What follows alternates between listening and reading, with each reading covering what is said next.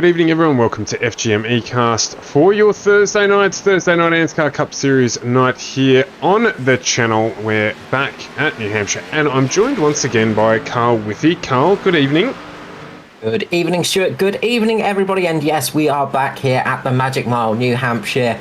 Will we see some great door-to-door action? Little bit of banging, a little bit of scraping, and some great side-by-side action once again tonight.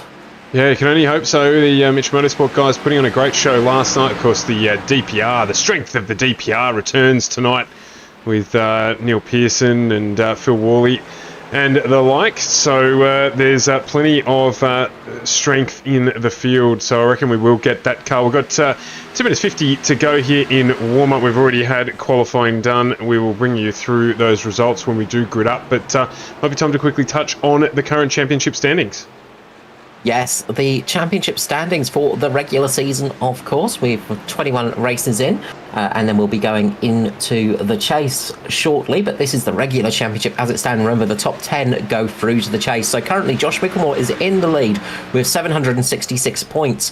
58 points back is Jason Martin in second. Third is Michael Skurlock, 71 off the lead. 81 off the lead, and fourth is Hamish Gallagher. Fifth, Danny G, 91 off the lead. Sixth, we have Edward Foster, 99 points down. Neil Pearson is in seventh, 114 off the lead. Eighth is Andrew Dyson, 142 points down. Matty Raymond, ninth, 150. And Luke Trahere, 184 off the lead. So it's still some room for shuffling up there. And of course, when drop rounds come into effect, we will see a little change here and there. But currently, those top 10 are looking relatively safe. They've got some good gaps between them to P11, so it will be interesting to see what happens once those drop rounds come into effect. Yeah, absolutely. So some changes to come there, and of course we're looking forward to getting into the chase coming up in a number of weeks, but coming up sooner than we know it with the rate that things are going this year, and it's flying by, that is for sure. Just having a look here at Paul Jackson. And the 231 gets a little loose there. We saw some really good running here last night. There was a lot of two-car battles, actually, Carl, we saw last night in the Xfinity cars. Are we expecting to see that again tonight? Yeah, we're going to see some door-to-door action. We're going to see some side-by-side action tonight, I reckon. It is a little bit trickier sometimes in these Cup cars because they have got a little bit more power. And that can sometimes catch you out on the exit of the corner. So you put your foot down and then all of a sudden those tyres will spin up a little bit quicker because you've got an extra... I think it's an extra 100-odd horsepower in these things, so they are quite powerful little things, as Mirko Dorton, that just proves there, just getting on the power a tiny bit too early. And Dave Douglas does the same thing and goes straight into Mirko there, so those two finding each other on track.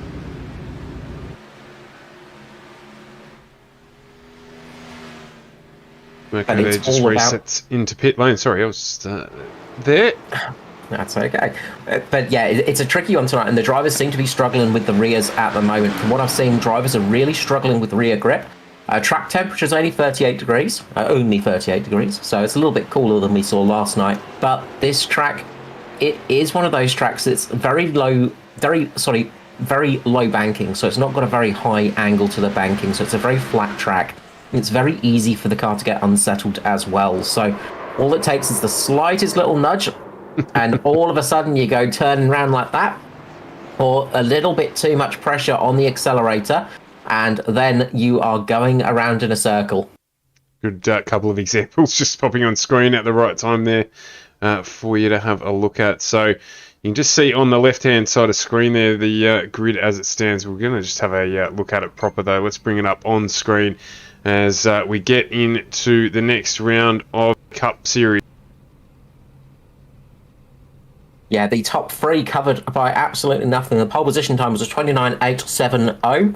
Then we had an 8.74 and 8.77 for the top three. So absolutely nothing between them. So let's run through the order. So it's Jason Martin on pole with Neil Pearson on the outside. Hamish Gallagher, Josh Wickelmore on the second row. Third row is Ryan Jones, Michael Skurlock. Fourth, Dyson Foster. Fifth, we have Carol Walton and Hettershede. Sixth is Wally Curtis. Seventh is Trahere Griffiths. Eighth is Russell Danny G. 9th is Phelps and Schultz. 10th, we have Raymond Urquio. 11th, Hunter Williams. 12th is Witcher Otto. 13th is Koch and Dortnack. 14th, Spencer and Jackson. And on the back row, we've got Nigel Patton and Dave Douglas. Rounding out the 30 strong field there on the Thursday night run, as we're getting used to it being. Let's get this up on the screen here as it should look, and we've done that right there. So we're behind Martin and Pearson on the front row here tonight, and Hamish Gallagher, Josh Mickelmore in the next two positions. We saw them battle away last night with great effect. A good race indeed on the Mitch Motorsport guys there against one another, and they're going to face plenty of stiff competition here tonight from the likes of Ryan Jones, Edward Foster, Dyson Carroll Walden as well. There's plenty right throughout the field. Even Phil Worley starting it down there in 12th, so he's got a little bit of work to do, but don't be too sure that he won't make his way back up to the front of this field as well. So yeah, plenty to go here on FGM eCast. There's 150 laps tonight for you to sink your teeth into, so don't go far. Stick with us as we get the next round of ANZCAR Cup Series underway. You'll see the pace car will peel off to the inside here, and it will be Jason Martin who will lead us away, and he goes quickly here, Martin, and gets a run. Hamish Gallagher, what a start from him. It's gone straight with him. Of course, the teammates there would have been counting, and you just see there Josh Mickelmore trying to get down underneath Neil Pearson as well. He looks like he's going to get the job done there. You've got Ryan Jones in the M&M liveried entry. Michael Skurlock looking to get a run, and just down there getting a little loose was Michael Skurlock. So he's dropped down to the inside there and dropped a couple of positions early. Yeah, Scully's going to have to drop back. Those rear tyres are going to get a little bit hot, a little bit too quick. He's going to need to let them reset a little bit. So Scully's going to drop way, way back in the field down. That's how easy it is to lose these cars on this track. It is such a tricky track to master, but it is an extremely fun one. Watch out for Jason Martin. He is quite quick on this style of track. We saw his teammates of Gallagher and Mickelmore fighting it out last night, but Jason Martin is very quick indeed, so look for him up the front. Also, watch out for those road specialists as well. They'll tend to have a good run here because this is almost like a road circuit, despite being an oval, because you've got a lot of heavy braking zones. You've got to get the acceleration zone just right as well. So it's a little bit like a road circuit mixed with an oval, this one. Yeah, as you just see Edward Foster, I should say, and we also had Andrew Dyson there just closing up on the back of Ryan Jones, and they're fighting with Josh Mickelmore as well. So we've got a quartet here of cars trying to get themselves up inside that top four early on. Didn't see too many drivers managing much last night. They just ran it with it. It was a really, really strong race, so expecting to see that tonight here as well, as the 041 of Andrew Dyson now pulls in behind Ryan Jones, try and make that work. Highline was more effective here last night as well, Carl. Yeah, very much so. Highline used a little bit less tyre. A little bit of contact between Foster and Mickelmore, and that's dropped Mickelmore back a little bit. It just looked like Mickelmore might have missed a gear or something, just lost a little bit of speed, and it just caught Foster unaware. So those two made a slight little bit of contact, nothing major, nothing serious between the two, and they were quickly on the radio to each other saying sorry. But yeah, just dropped them back a little bit off the pace. Meanwhile, Martin is running away a little bit at the front, but watch out for people like Jones. We've seen Ryan Jones. He is well known for burning his tyres off in stints, but he has been doing a better job of keeping them alive a little bit longer recently. He's been practicing for the long run. There's a good battle going on between JCW and Philip Worley. Yeah, a little bit of contact between the two. Philip Worley getting a little bit of a dent on the inside. They're going to go door to door there. Really getting heated between those two drivers at the moment. Yeah, of course, those two joining together. And of course, one thing we haven't announced, we've actually got the 35 and the 035. Daniel Heddersheed jumping into the Natari Autosport Race Magazine sponsored entry for the remainder of the season. So their teammates now, actually, JCW and Daniel Heddersheed, running head to toe here as they put the pressure on Phil Worley. Huge signing for Natari there.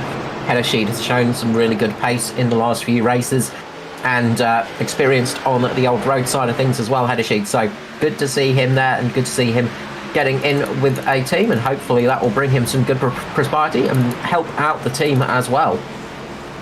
Yeah, I was going to say, Ed Foster is pretty happy at the moment. He's running up in 6th position, but he's got two of his teammates now in 9th and 10th, so albeit it's not necessarily a track where you're going to get advantage from drafting, we did see teamwork being able to use to good effect to hold cars into that high line, or help manoeuvre vehicles through into different positions. So Ed Foster will be happy that he's got some company up the front.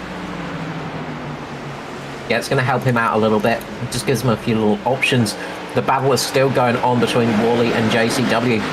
The 233 and 35 are back at it again. JCW just trying to get back on Worley now. Bit of contact between those two, so keep an eye on this one.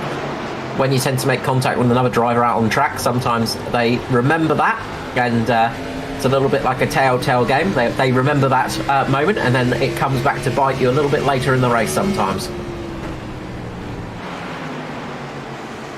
Yeah, absolutely. Yeah.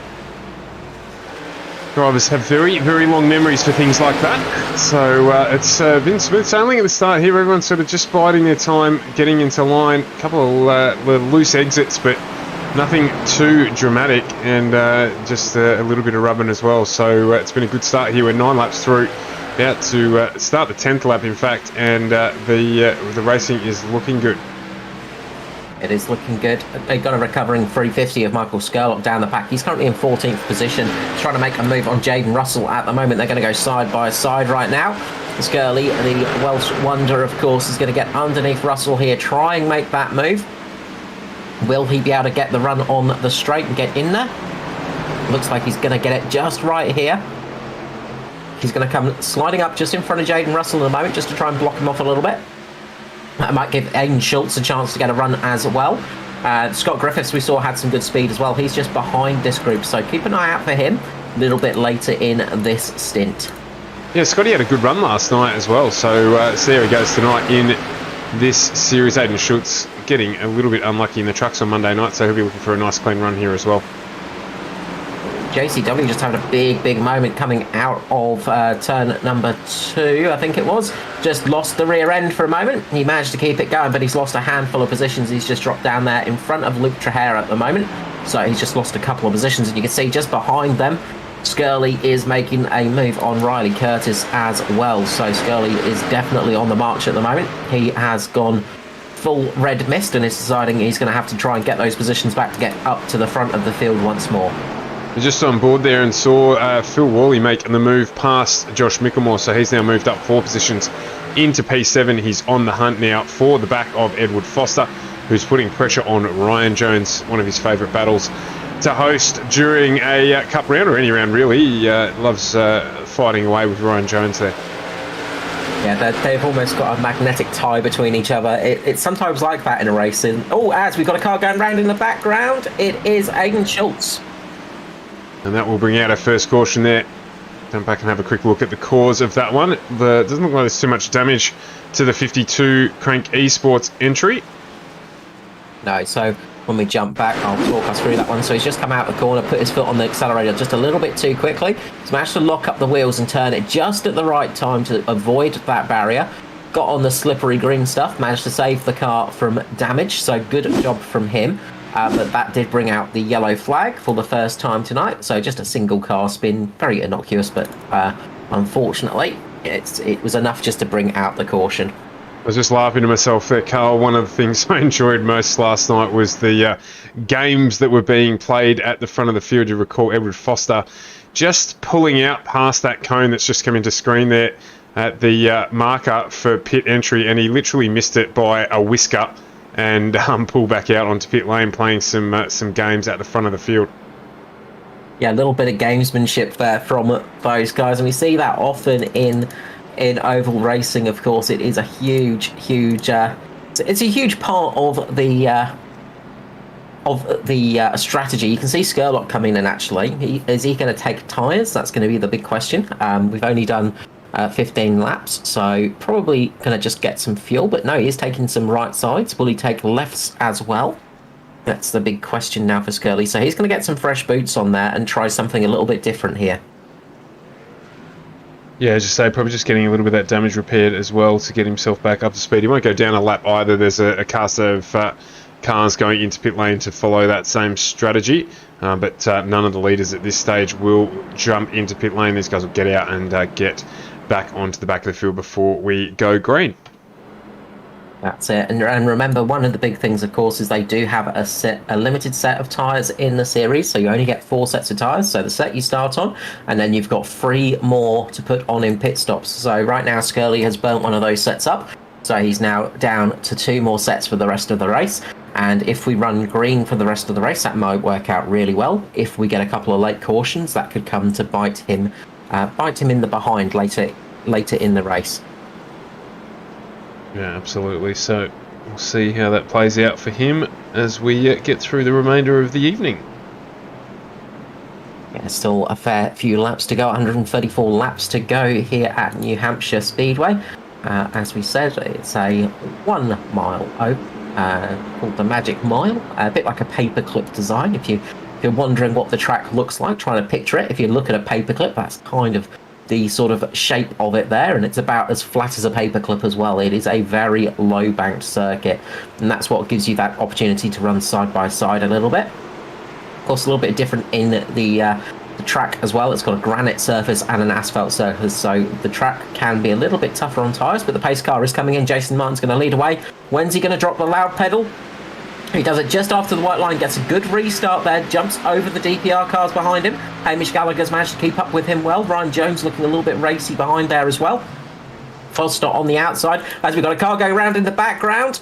Big accident as Skurlock's going round, so Skurlock has got caught in that one. Skurlock got caught by the 28, so the 28 caught Skurlock in the back. Big moment there for Skurly. And that is a big crash there.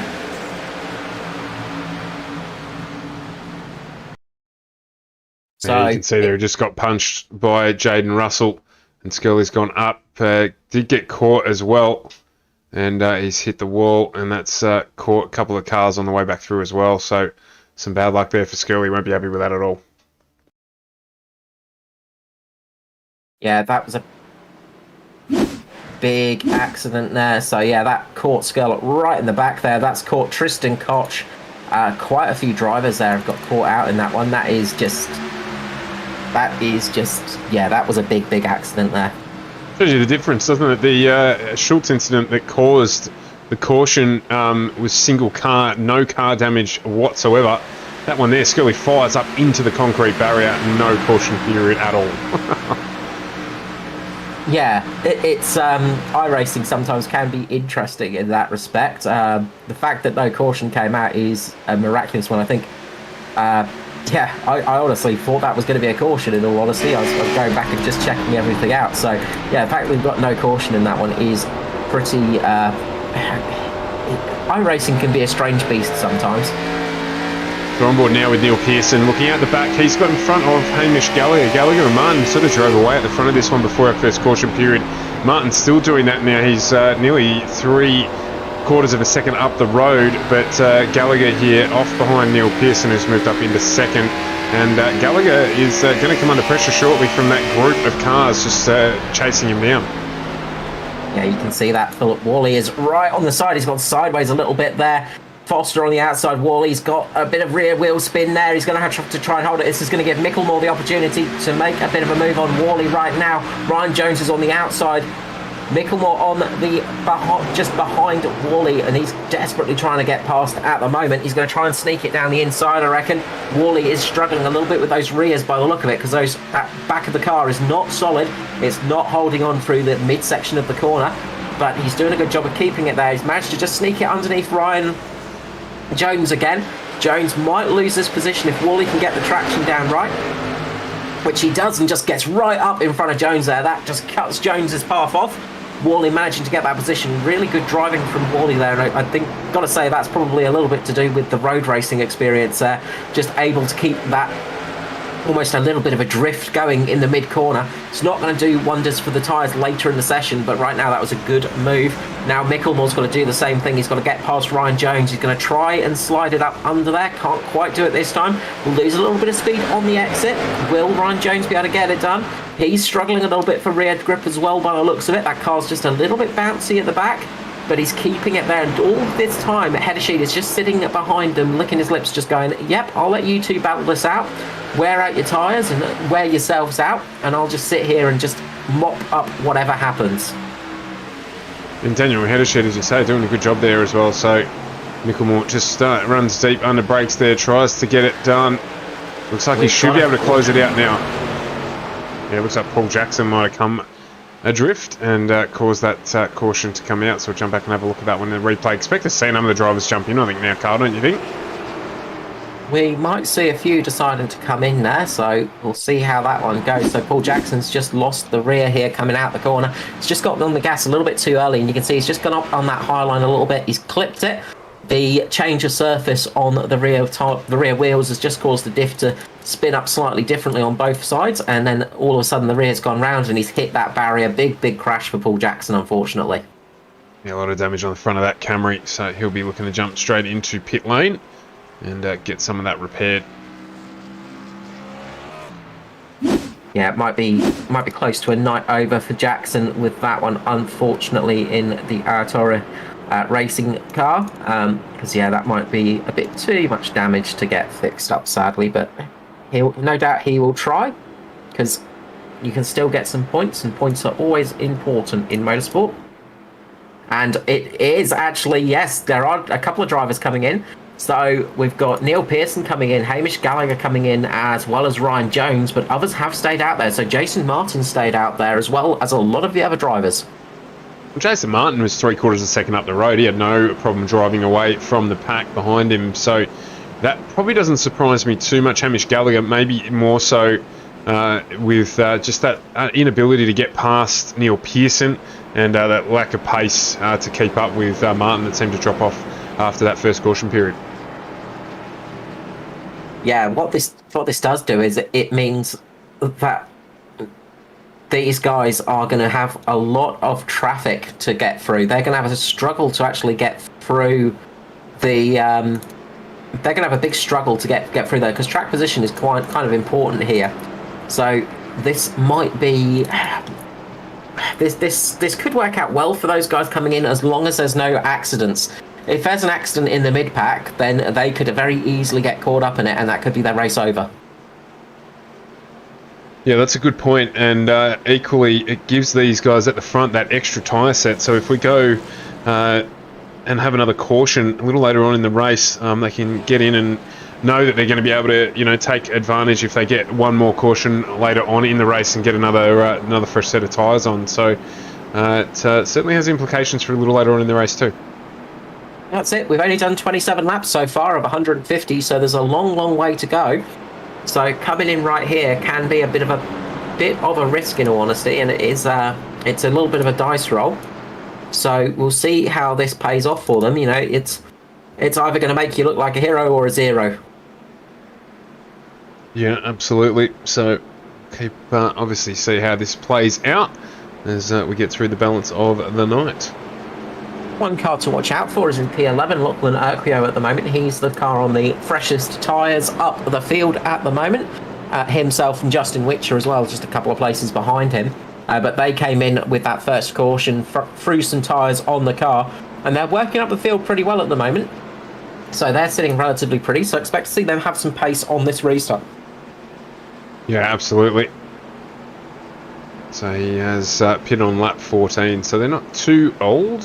But of course there's plenty behind him with brand new tyres, so see how this rolls there. Looks like Jason Martin just played the mind games there, just registering a pit lane entry when obviously he wasn't going to enter in pit lane. They're forming up now, the lights are out on the pace car, so as we head down the back straight away now, he will be starting to get ready to go. He's not got the protection around him of his teammates. So Josh Mickelmore is in 5th. So right, he is behind him, but he's behind Edward Foster first and foremost. He's got the DPR guys as well on the outside line. So how will Martin play this? He's not going to have any help from his teammates here. He's going to have to get it done. So I reckon, what do you reckon, Carl? He's going to drop the hammer straight away and try and get a run on? I reckon he's going to drop it pretty much as he comes out the corner here, which he does just before that line. So yeah, he's dropped it early to get a good lead over Dyson and Foster. Foster's going to try and battle a little bit. You can see Dyson going up a little bit high. He's going to try for the run off the corner right here, try and get Foster on there, but Foster's able to just slide up in front of him. Foster getting up into second place. You see Josh Mickelmore is there, working his way back up the field. So those guys working their way up after a little bit of contact, and Mickelmore just dropping off a little bit, but we know he's quick around here. We know he's got pace. It's Josh Mickelmore. He's got pace pretty much every track we go to. Yeah, absolutely. There's nothing settled about this result at the moment, that's for sure. So Edward Foster has the hard-charging Andrew Dyson and Philip Worley behind him. Those two guys, as you say, track specialists, you've got to say, so expect them to perform well here. Daniel Hedersheet getting into the mix as well. He's right behind Josh Mickelmore. So Micklemore moves up to the outside. Hedersheet looking to try and get a run down the inside of Philip Worley. Decides against it at the moment. There's a little bit of a gap opening up. Jason Martin's got the lead of this one. He's got it covered as well. He's 6/10 up at the moment. And it is Edward Foster defending from Andrew Dyson. And it's Josh Mickelmore, Philip Worley. We've got Daniel Hedersheet, Joshua Carroll Walden, Rolly Curtis, Lachlan Urquio and Ruben Phelps are your top 10 on the balance of this restart. Yeah, it's not going to be the top 10 for long because we've got Neil Pearson charging his way up there as well. He's just got past Ruben Phelps, I believe. So Neil Pearson is on an absolute fly with Ryan Jones on those fresher tyres. Those guys that came into pit lane are absolutely flying at the moment with those nice sticky tyres full of adhesion. Just getting past Riley Curtis now and Neil Pearson. So he's made his way up into P8. He's got JCW in front of him now, so Pearson is on an absolute flyer at the moment. Those fresh tyres paying dividends, and he is using them to his advantage and working his way up the field, most importantly. He just needs this to remain green for a nice long time now, because if we get a caution flag coming up, this is really going to hurt his race. Those guys on those fresh tyres need this to run green for a good 20 to 30 laps at least. Yeah, absolutely. I was just looking there as well. Hamish Gallagher is flashing around in the background there, making his way back up through the field with his fresh tyres. So strategy looking like it's working at the moment. As you say, if they can stay green here, these guys will get their way up to the front. Yeah, they have to pass a lot of cars though. That's one of the hard things. They will have to put a little bit of extra stress in those tyres passing the cars. So they will eat the tyres up a little bit, very close there between those guys. Oh, just Pearson, just literally just driving past people. There's no challenge whatsoever. He went right down underneath Philip Worley there, just drove past him on the corner like he's standing still. In fact, he's going to pick up Josh Mickelmore here as well, if you don't mind. So you can see there clearly, if you weren't too sure about the advantage of the fresh tyres, Neil Pearson giving us a good indicator of what you get when you get a new set of boots. Yeah, they're around about a tenth, 2 tenths faster at the moment than those guys that are on the older tyres. So that gives you an idea of the pace. Jason Martin, he's setting some relatively good lap times as well. So it's not that much difference, and the tyres will start to plateau. And that's one of the big things that you have to be careful of, is when you push this hard this early, is you've got a chance of heating those tyres up a little bit more and then getting them to an operating temperature where they no longer want to work. So you sort of might overdo it a little bit pushing this fast, this quick. But of course, as I said, track position is an important factor as well, because if you have an accident somewhere in the mid-pack, you've got more of a chance getting caught up in it when you're a bit further down the field. So if you're up at the front, then you've got that opportunity to get past people and get up for positions. You can see Neil Pearson right now getting underneath Foster. He's just able to run that low line, and he's able to stick it down there because of those fresh tyres at the moment. But the longer he does that, the more he's going to wear them, and he might start to struggle a little bit later in the stint. So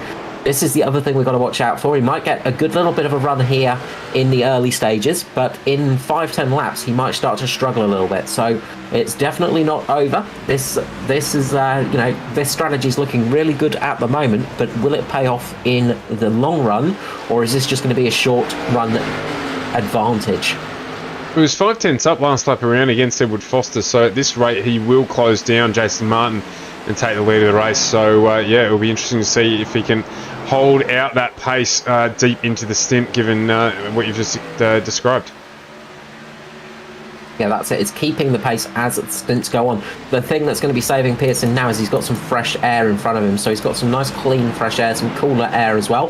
Ryan Jones as well, he's on an absolute charge in the Kyle Busch inspired, Kyle Busch liveried car there with the M&Ms. He has just got past Andrew Dyson and is getting up there. Same as Hamish Gallagher. Those guys are all going incredibly fast at the moment, really pushing at a vast rate of knots. And as I said, those fresh tyres are really going to be useful at this early stage. But if we get some late cautions, these guys could be in trouble running out of tyres, for instance. So it is a little bit of a gamble, but you have to gamble sometimes to get a race working. Pearson is right on the back of Foster now. You can see Ryan Jones getting past, Jones getting past Foster. Now we're going to see Pearson getting past Martin. So Pearson in the DPR car is going to get underneath Martin there and get the lead of the race, finally taking Jason Martin's P1 away from him, which he's held all race long. Absolutely. So Martin there on the last lap, half a second slower than Pearson, but of course on fresh tyres, or fresher tyres, Neil Pearson, pitting on lap 25, so 15 laps old. Martin still on the set he started the race with, so 40 laps old. That's the difference you can see there. Yeah, and that's the difference between nice fresh tyres and slightly worn tyres. But sort of on some tracks, you know, it's a 2 to 3 second advantage on those fresh tyres at the moment. It's around about half a second, which is still a huge amount of time to be gaining, but it's not as big an advantage as we have seen in other places. So what Neil Pearson needs now is a nice long green period where he can make a bit of a gap. He needs to make that gap up for if there is green flag pit stops. Take advantage of that if they come in. He'll need to probably stop sort of a couple of laps, just a couple of laps after Jason Martin, because Jason Martin will eat into that lead pretty quickly on those fresh tyres as well. So it's going to be a strategy game now. If we go green, this is going to be a fascinating race. Ryan Jones and Hamish Gallagher chasing down Jason Martin now as well to move up into second and third. The other two of our early stoppers from the lead group. Lachlan Urquio, he is on fresher tyres, but lap 14, so the advantage there for him has worn away. He has just made his way past Josh Micklemore. But you can see here Ryan Jones there just getting really close to the wall on the outside. That's cost him a little bit of time, but he is very much closing in on the back of Jason Martin as well. So maybe too long before Jones and Gallagher assume second and third place, you would think. And Jason Martin will have to manage a little bit down in fourth, but he will not despair with fresh boots on the cards. That's it. Jason knows there's a long way to go in this race at the moment. We've not even got to lap 50 yet of 150, so there is an awful long way to go still. But that's it. It's sort of just knowing that the race hasn't gotten away from you yet. There's still things that are going to happen. There is still plenty of things to happen in motorsport, and the only thing that is certain is uncertainty in motor racing. But Lachlan Urquio doing a great job at the moment. He's managed to make 12 positions in the race. He's one of the biggest gainers so far, so doing a really good job of working his way up the field at the moment. He's on those slightly fresher tyres, but he is taking advantage of that and making some good moves. But he has got Micklemore and Hedersheet coming back at him now, so looks like the tyres are just starting to fall off a little bit for Lockie, and he's starting to struggle a little bit. You can see right now Gallagher and Jones having a bit of a battle. Gallagher on that inside in the 13. Ryan Jones on the outside in the 111, holding that position at the moment, but it sort of looks like a matter of time before the 13 gets past at the moment. Jones is doing a good job of holding that high line, but it does look like Gallagher's got a little bit more pace maybe. Yeah, maybe just not having to push quite so hard to get back up there as well, so he he's going to use that to his advantage. Ooh, Ryan Jones losing the rear end there. Just got a big snap of oversteer on the exit of the corner. That's going to light those rear tyres up a little bit. That's going to boil them a little bit as well. Just add a little bit of extra heat, and that's what you don't want to do at the moment. You just want to keep those tyres. You want to treat them like a baby almost, just very, very carefully, very gently, not too much stress in them, because the more stress you put through them, the more they're going to fall off. Yeah, absolutely, but you can see as well they're not quite managing to close that gap to Martin in front of them, and Neil Pearson has set off at the front. He's 2.5 seconds up on this battle here, so Gallagher won't be holding up too much behind Ryan Jones.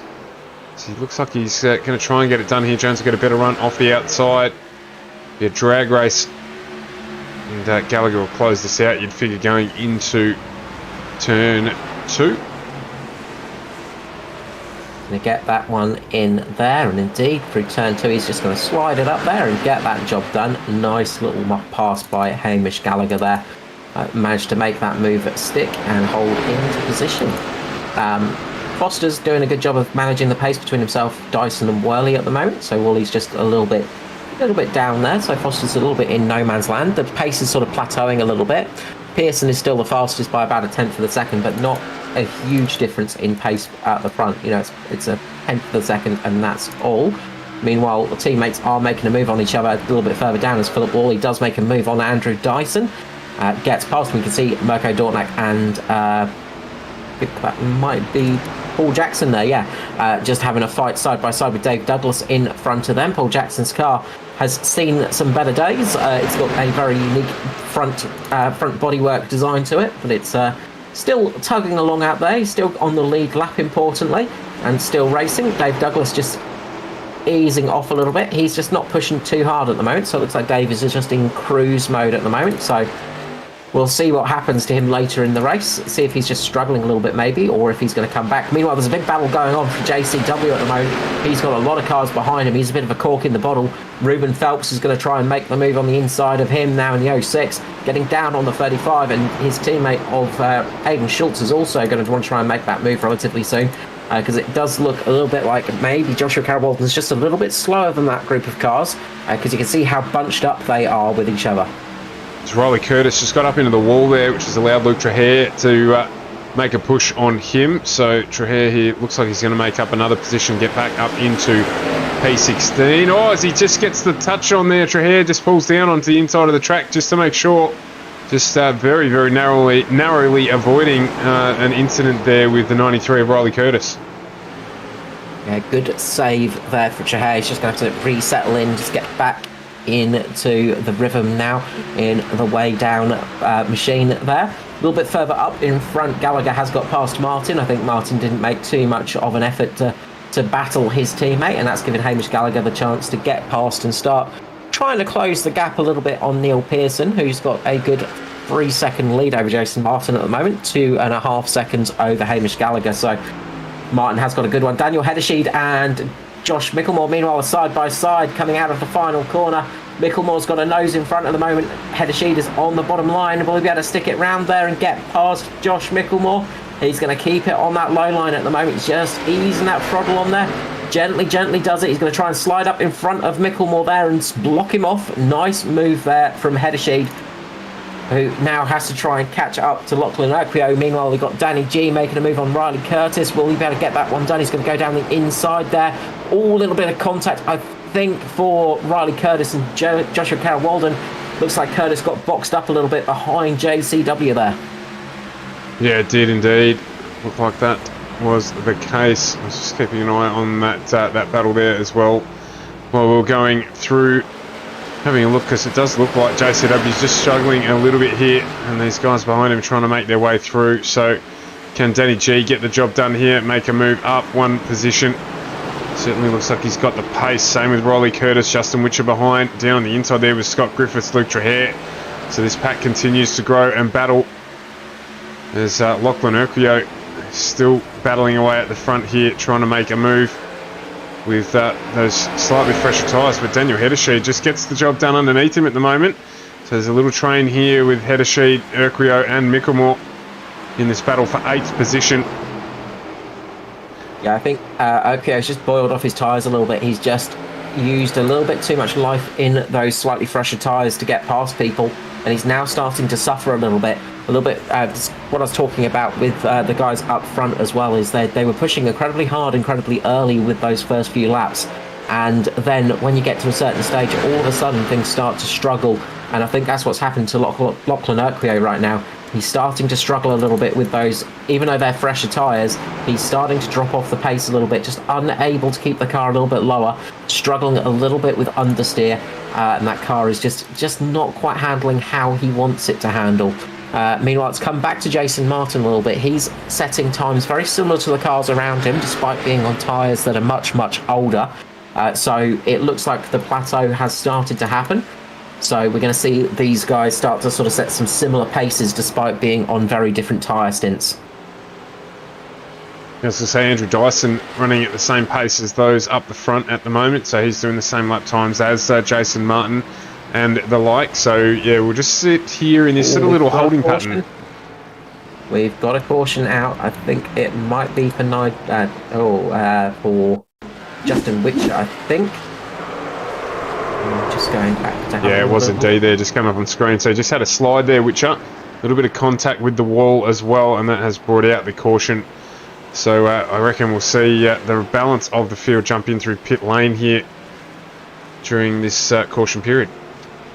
This is exactly what people like Pearson, Gallagher and Jones probably didn't want to see, in all honesty. This is going to hurt them a little bit more in the race because they've used up one more set of tyres.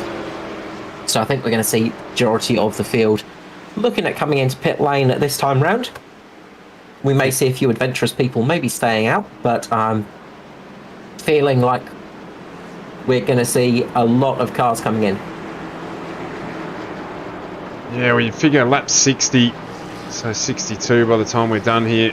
Martin definitely makes the indication that he's going to jump into pit lane. I don't think this is too much of gamesmanship. Probably is from Hamish Gallagher. No, even Gallagher's come in now. So Pearson, Gallagher, the whole field on their way in. This is interesting. So they're going to roll the dice on using up that last set of tyres, Pearson, Gallagher and Jones, to make sure they don't lose track position. So this will only play out poorly for them if there is another caution period. Yeah, it's going to start getting a little bit dicey now for those guys. They're going to have to be a little bit more cautious towards the end of the race, and it means they don't have as much strategy to play with. So they'll all have those guys that have pitted, like Pearson, all those guys that pitted last time around will have one more set of tyres left, whereas the guys that stayed out will have 2 sets of tyres left. So with 90 laps remaining, that's pretty dangerous stuff. We've only done 60 laps, remember. So if we get 2 more cautions now, it's sort of, if we get another caution in 30 laps and then another caution towards the end of the race with, say, 20 or 30 odd laps to go, that gives the people that have that extra set of tyres a huge advantage. Yeah, I was just about to say, it's really going to come down to when the cautions fall, isn't it? Yeah, that's going to be a big thing now. So if those cautions fall in the right way for people, they could be in for a shout. So they're still within a shout as well, because those guys that stayed out on those old tyres didn't lose too many positions. You've got Jason Martin in 4th, you've got Dyson and Foster as well. Those guys all stayed out on those old tyres. So you've got Philip Worley and Daniel Heddersheed as well, all on the slightly older tyres. Josh Micklemore, he's only just got the one set of tyres used up. So those guys are sitting pretty at the moment, and the rest will start getting a little bit sweaty and a little bit panicky, thinking, oh, this could be a bad thing. Yeah, well, we'll see how it plays out for them. It's not going to be an easy run to the finish here. If there are late cautions, that's when it will get most uncomfortable for them.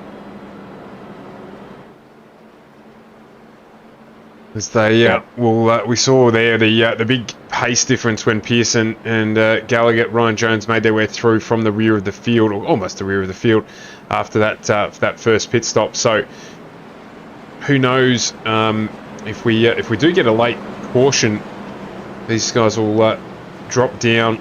They'll stay out, of course. If we get a second caution, they'll drop a fair way down the field, those that pit, but they'll be able to make that gap up really quickly. So it could be in for a really interesting finish here. Could be indeed. And just going back and have a little bit of a look at that one with Witcher, and it was Witcher and Trahair involved in that one. Trahair just having a little bit of contact with Witcher, and that's what got Witcher around in the end. So little bit of contact there, just causing that caution flag to come out. And this is what happens when you're racing so close to each other, is it just takes a momentary lapse of concentration, and then all of a sudden that flag will fly. But the pace car is going to come in. This is going to be Neil Pearson leading away. When's he going to drop the loud pedal? He's waiting. He drops it now. Gets a good start for Pearson. Gets away nicely. You can see the Mitch Motorsport boys on the outside working together well. They've got Ryan Jones on the inside at the moment. They're going to want to try and get past him. Really nice start for Andrew Dyson as well. He's got that low line at the moment. He's going to try and take it right down the inside there.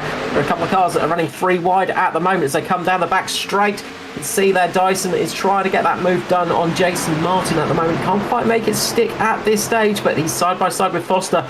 You've got Ryan Jones there as well on the inside. He's going to try and make the move on Gallagher. Will he be able to get it done? Can't quite get it done this time around. Gallagher going in to defend. Still too wide, a little bit further back between Dyson and Foster and Wally and Heddersheed. Jason Martin getting a good start as well. Remember, all of these drivers on absolutely the freshest of rubber. So they're all racing for position. Oh no, it's Martin there, gets a tap. He gets a tap. I think that might have been from Andrew Dyson, and that has taken Edward Foster out of the race as well. Yeah, that is a big one there. That's two favourites there for the race getting taken out, getting nailed by Andrew Dyson there. That one is a real... Yeah, that one was a big one, and I think Dyson is going to throw his hands up and say, look, sorry about that one. I thought you were going to break a little bit later. I think Jason just caught Dyson out a little bit, breaking a little bit early, but that is a huge crash, and Foster is just the innocent passenger. Yeah, sometimes it's just not your lucky day, and Edward Foster there just in the wrong spot. We'll just go back and have another quick look at that. In slow-mo there, you can see that Foster just had nowhere to go whatsoever. And Jason Martin, a lot of damage on the front of that 21. He's going to probably struggle for the rest of the night, you would think. But the 53, that may be terminal. Yeah, it might be race over because it looks like there's a lot of damage to the engine section of that car. He's going to bring it in and see what can be done. Great job from the rest of the field, though, because that was so high up with that one. There was a lot of cars coming past it in that instant, and the fact we didn't have a secondary crash is really good driving by everybody else. Aidan Schultz having to lock up his insides, both effectively his left side wheels, just to hit that car, avoiding the accident. Riley Curtis doing a good job not to hit Aidan Schultz there, and pretty much everybody just avoiding that accident perfectly. So good driving from the rest of the field to avoid that crash, because that could have been a really nasty one. Yeah, definitely could have taken out a lot of drivers. So not so, which is good. Neil Pearson, Hamish Gallagher will be back at the front of this one when it restarts. Jones and Dyson on the second row. So we've got Mitch Motorsport, DPR, and Ryan Jones who are going to be at the front of this field. And we'll see how they fare. Daniel Heddersheet up into 6th position as well. Biggest move of the night so far. Good old sneaky Steve Williams. He's just done what he usually does, which is keep things nice and quiet, and moved himself up inside the top 10. So good driving from him so far. And he will no doubt be looking to try and convert that into something a little bit further north as the rest of the evening goes on. Yeah, always solid. Stevie Dubb working his way up the field, always good through traffic as well. And that's one of the big things of Steve Williams, is he can work his way through the traffic, and that's one of those skills that's very hard to master, and he seems to do it on a weekly basis and manage to keep that going. So really nice job from him there. That's going to help him out an enormous amount. Just looking through the field, and Foster is back out on track with a very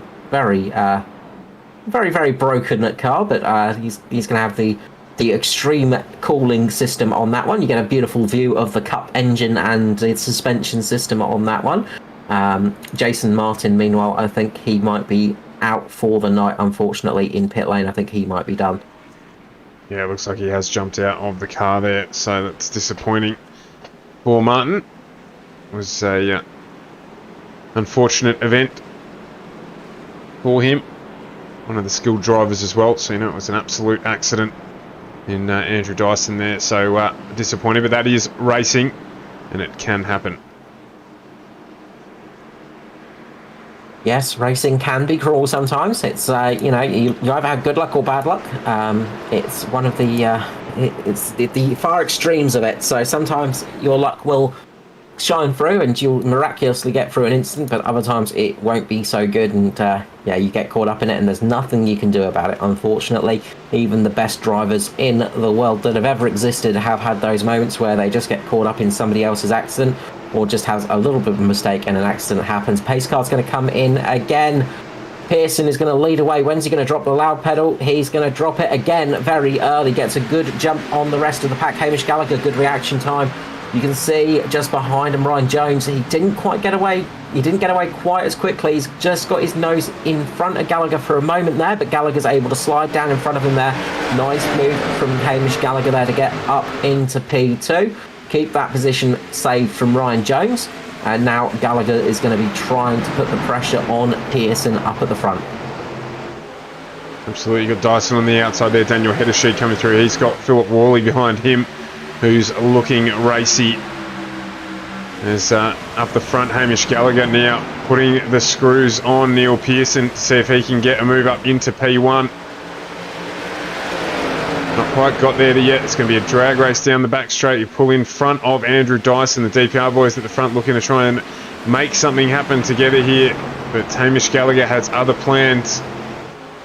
There's Daniel Hedersheed there trying to get down underneath Ryan Jones just on the back of the screen there. You can see that there as well. But at the moment, Hamish Gallagher just looking for a way past Neil Pearson at the front here. Just dropped a little bit off. Not too far though, so he won't be able to get a run on here. Hedersheed moves up to that top line to defend from Philip Worley, who's trying to get past him. And Ryan Jones is in that mix as well, as they've moved up onto the back of Andrew Dyson. So we've got a pack developing now. These lead two of Pearson and Gallagher are starting to split away from the rest of the pack. Yeah, they're building up a nice little bit of a gap, a little bit of a buffer between the rest of the cars, and that's what they're going to want to do, try and get that buffer worked out as best they can. We've got some good battles going on throughout the pack at the moment. Just trying to keep an eye on everything at the moment. It's the front at the moment that is pretty racy. Few cars trying to work their way up that have got knocked down because of damage and because of incidents, unfortunately, and they're just going to try and work their way up a little bit quieter, a little bit less dramatically, I'd say, but expect to see them come up towards the end of the stints. So we'll keep an eye a little bit further down the pack, but up the front at the moment is where the majority of the action is happening. Dyson's trying to keep a hard charging Ryan Jones behind him. Hedersheed doing a great job in the 0535 at the moment in 5th position for debut with Natari, doing a good job up there at the moment. And you can see at the moment Ryan Jones is really putting the pressure on Andrew Dyson. Yeah, absolutely. The tyre's pretty fresh still, even after that caution. No one dived in, of course, because it's too recent. Too close to get that last set of tyres on, particularly for those who've already two stopped. So we do have a number of those up the front. Gallagher and Pearson, as Gallagher just makes a move down underneath Neil Pearson now for the lead of the race. But Gallagher, Pearson and Ryan Jones inside our top 5 have used up 3 of the 4 allocated sets of tyres here. So they're hoping this one goes green for a long time. Lachlan Urquio and Stephen Williams on that same strategy, along with Danny G is down there. You can see Ryan Jones just getting the move done down under Andrew Dyson now. Daniel Hedersheed looking to go with him. He's not going to quite get up there far enough, but it looks like Jonesy will probably get the job done here on Dyson. If he can get a better drive out of the corner, which it looks like he's going to do, it'll even up a little bit on the outside there as they drag race down towards turn 1. Better exit, as you'd expect, for Dyson on the high line. Jonesy will send it in deep again, as he does. Gets real wide Dyson there, so Jonesy's going to cut him off.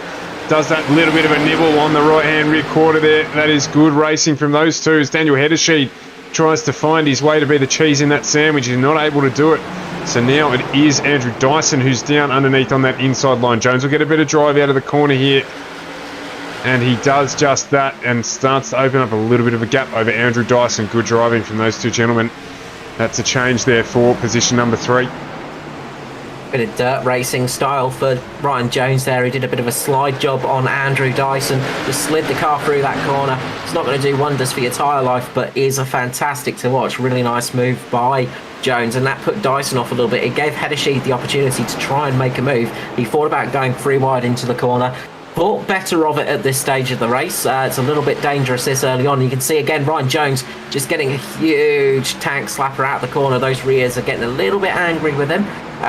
For that little bit of sliding he's done, it's hurting his tyres a little bit. He's probably got a little bit more heat in those tyres than he wants to have at the moment, and that's costing him speed. That's giving Neil Pearson a little bit of breathing room at the moment, and it's giving Andrew Dyson the chance to fight back on Ryan Jones. And while this is happening, it's closing up the gap behind him from Hedersheed, Worley, Micklemore and Urquio, and Stephen Williams as well will start closing up on this group as well. Meanwhile, Hamish Gallagher's checked out a little bit. Hamish Gallagher doing an absolute great job with that dive job dive bomb on Neil Pearson earlier on in the stint. I think Pearson was caught a little bit napping there. Didn't expect Gallagher to actually break that deep, and in all honesty, neither did I. So really nice move from Hamish Gallagher. Caught everybody unaware and basically just forced his way through. We saw a bit of that last night as well with the Micklemore and Gallagher battle at the front of the pack. Josh Micklemore, I don't know if it's just an illusion based on looking at the racing, but it seems to be able to send that 31 entry a lot deeper into the corner and still just pull it up and have it not too much affect his tyre wear. So Gallagher's picked up on some of that, you would assume, as well last night with their running in the Xfinity Series, and it's paying dividends for them tonight. Yeah, some of that can be down to little things like how you have your how you have your brake pressure set, things like that. So, of course, you know, there's certain settings you can do in iRacing, but there's also settings on your rig as well. And you know, if you have your rig set up absolutely perfectly with its brake balance and its brake pressure and things like that, that can really help you with the old braking into corners and things like that. And I think at the moment looks like Mitch Motorsport have got that setting absolutely nailed. They seem to be really good under the brakes at the moment. As you see, Danny G trying to make a bit of a move on Carol Walden at the moment, a little bit further down the field, and Danny G having another good run up there. He's really putting the pressure on JCW at the moment. A sea of orange cars behind JCW at the moment, the two Crank Esport cars of Aidan Schultz and Ruben Phelps as well. Yeah, Riley Curtis also involved in this battle here. Take a step a little bit further back as well, and you've got Luke Trahair and Scott Griffith. Did see before, just at the top of the screen, Scott Griffith got a little bit loose a lap or so ago. Nearly knocked into the wall as well with the right-hand recorder, so he's trying to recover now. See if he can make his way past Luke Trahair. Edward Foster in the whilst is trying to make some moves back up the field after that earlier incident involving him. He's back up into P20. We've been basically last on track, so he's just trying to see if he can get past Justin Witcher now and move up another position as Phelps does get past Riley Curtis. Sorry, Riley Curtis does get past Phelps, or tries to make the move up for position 13. Yeah, Foster had some really good short run pace actually with that damage, but he seems to be struggling a little bit now. I think the long run is starting to affect him because he's starting to drop back like a stone. So Nigel Patton's going to get past Foster now as well. So I think Foster's got some short run capability in that car, but he doesn't have any long run pace, unfortunately. So that's going to hurt him for this race. So he's just going to have to trundle around a little bit. Jason Martin has managed to get back out as well.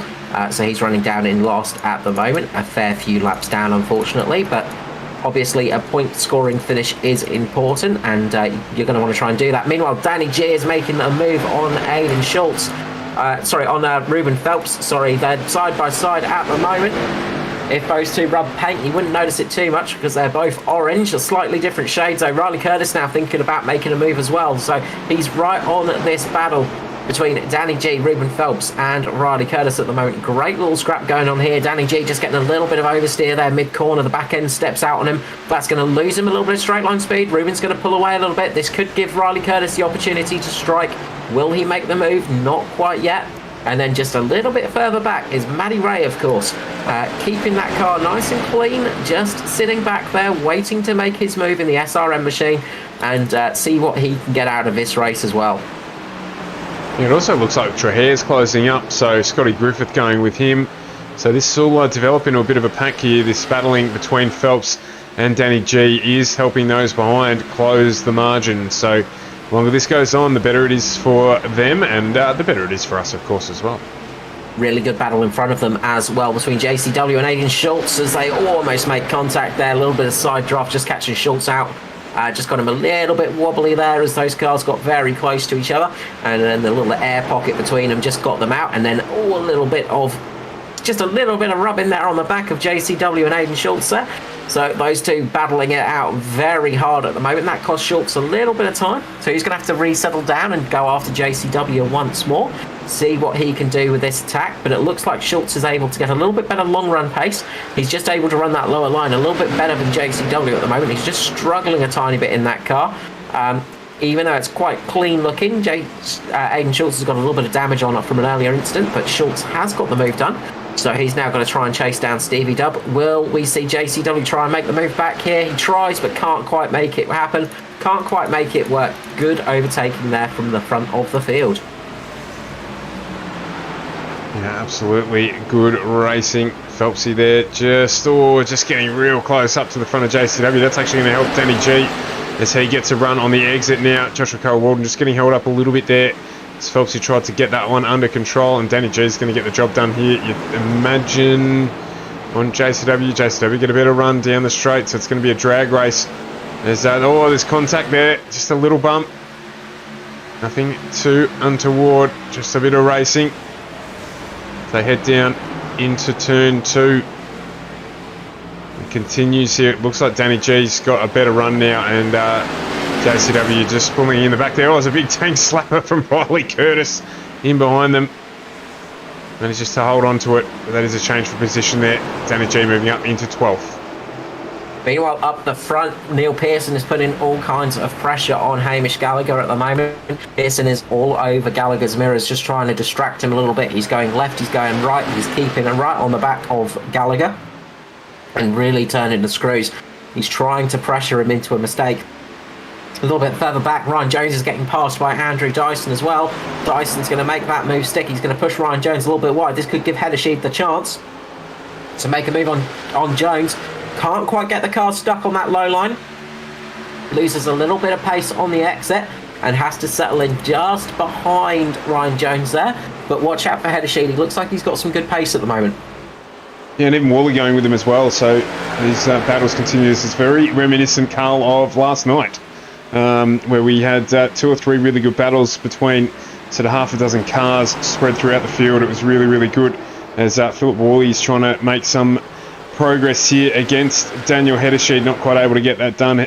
Heddersheed trying to get the job done on Jones up the front. We've got no gap whatsoever between our first and second place sitters at the moment, with Gallagher and Pearson fighting away. That battle has come together. And then we've got that huge train of cars, which starts basically with Aiden Schultz and Ruben Phelps. Sorry, my apologies. Ruben Phelps and Danny G and Joshua Carroll-Walden, and you can see there that that pack starting to form.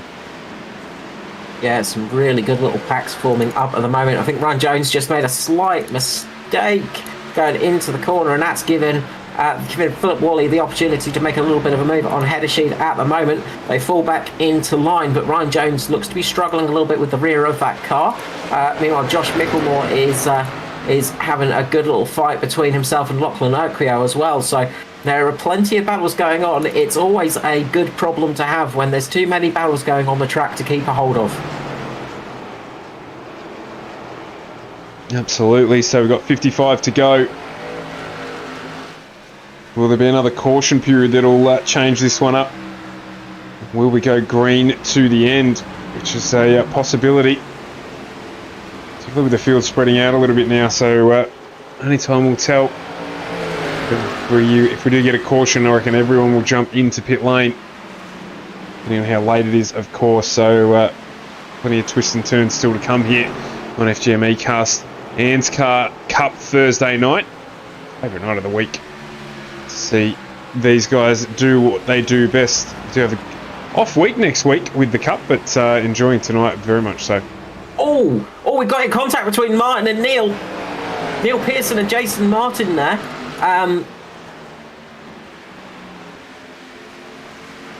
We've got contact between those two, so those guys getting into each other there. So yeah, Jason Martin just sitting up high, and it looks like Neil Pearson's car just ran a little bit loose there in mid-corner. He just caught Jason Martin, unfortunately. So those guys just getting caught into each other. That was a bit of contact, and that's given Hamish Gallagher a good bit of breathing room at the front, and it's closed this battle up right behind him. Neil Pearson now has got Andrew Dyson all over the back of him. So that battle is really going to heat up. So just explain what happened there. I saw that Jason Martin exited pit lane. Did Pearson get loose and get into Martin, or? A little bit hard to tell, in all honesty. From what I could see from there, is Martin was holding up on the high line and Neil Pearson was just underneath them, and it looked like maybe a little bit of the aero wash caught Pearson. and just got him a little bit loose mid-corner, and he went up into Jason Martin there. So it looks like it was just that little bit of aero wash that caught Pearson out, and he just made a little bit of contact with Jason Martin, unfortunately. So a little bit of an accident between those two, but yeah, a little bit hard to say. I have to go back and actually have a good look at that one to work out exactly what happened. Well, it's brought Andrew Dyson up onto the back of Pearson now. You can see he's got a run on there. Dyson obviously a lot more aggressive under the entry into the corner there. You see him close right up on the back of Pearson. And that was what I think caught him out with Jason Martin earlier on when they made contact. So he's just a little bit quicker into the corner than the drivers in front. Of course, there's no brake lights on these cars at all. They're just stickers. So he wouldn't have been able to see that there, and just perhaps a little bit of a misjudgment, because that's very close there between Pearson, between himself and Andrew Dyson. Yeah, Heddersheet making a move on Ryan Jones right now. Heddersheet going down underneath Ryan Jones, keeping that car nice and solid, and he's going to make the position up into P4 at the moment, and he's going to want to try and close up on to the DPR boys, because at the moment it looks like Pearson's just struggling a little bit in his mid-corner pace, and as you said, Dyson is just a lot later on his brakes, and a little bit of that road racing sort of experience coming in. Neil Pearson, no slouch on the roads as well. We know Pearson is extremely quick on the road circuits, so he is one of those drivers that's got that skill. Dyson loses the back end a little bit there, catches the drift, swings it round perfectly. Does not even look like he made a mistake there, despite being sideways. Good driving there from Dyson, but this has closed up the gap for himself and Heddersheet. Heddersheet could be in with a chance here. Ryan Jones could be in with a little bit of a shout as well. So watch out for later in this stint. Those guys are looking pretty racy. But Hamish Gallagher has got almost a 4.5 second lead at the front at the moment. So he is sitting out pretty at the moment. Absolutely. As Justin Witcher looks like he's going to get a move on Matty Raymond. He's going to try and get this done. Raymond will get a drive here. It won't be this lap, but maybe next lap around. As you just see there, Mr. Sheen, the tyre's just a little bit loose, and that's allowed a better run for Justin Witcher, who may be able to close it out now on Matty Ray. As Lachlan Urquhart jumps into pit lane. So he did pit a lot earlier than the last stop, so he's decided it's a good time to get some new tyres.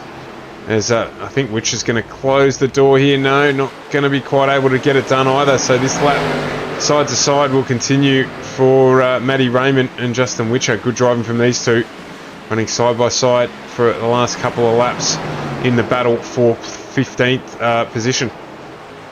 We've still got 46 laps remaining, Stuart, so still a long time to go. And I think I've got a feeling we might see Lachlan Urquhart coming in, just thinking that this race might be running green for the rest of the time.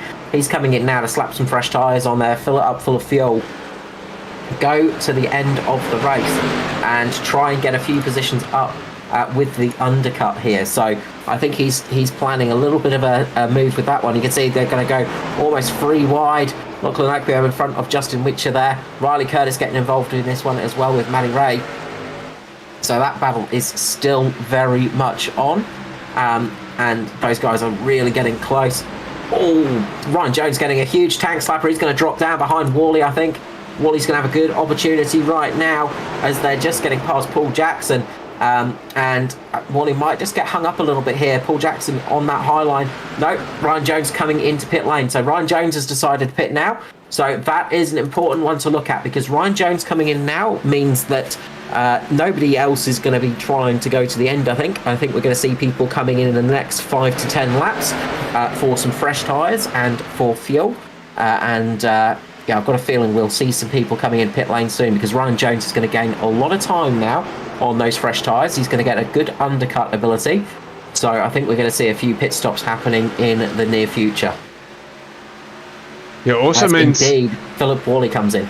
Yeah, absolutely. It also means that a number of these drivers have already stopped twice, Jonesy being one of those. He's no longer going to have any more tyres left at his disposal. So if we get a caution period at around 125, lap 130, he's probably going to start to struggle, and we'll lose a ton of places if there are others who jump in. Yeah, that's it. It's this is the danger point we were talking about with that early strategy call. As a few more drivers come in, I think we've got Andrew Dyson, Neil Pearson coming into pit lane at the moment. So all of those front runners are starting to loop it into pit lane now. You'll have a few people just keeping it out there a little bit longer, just in case there is a late caution, just hoping that they might get the chance of a late caution here just to help them pit under the yellow flag. But it's going to be a strategy game now, so who's going to get the strategy call right? That's the big question. Yeah, well, only time will tell. Puts Daniel Hedersheed up into second position now. 6 seconds behind Hamish Gallagher. He's got 6 seconds to Josh Mickelmore behind. So those boys there will get fresh tyres, but it's all in the hands of this man at the moment. Hamish Gallagher, he has a good solid lead now. How long will he stick at it for? He's coming in now. Answered our question straight away as he jumps into pit lane. So you reckon Daniel Hedersheed here will probably go around one more time and get the bonus point for leading a lap?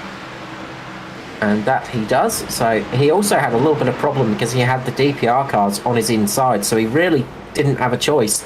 That he couldn't really get down to the inside line to pit, so he'll be hoping he has plenty of fuel left and things like that just to get around, and I'm pretty sure he'll be okay, because it looks like he's going to try and stick it out a couple more laps. You might see somebody like Aidan Schultz possibly stick it out for one more lap.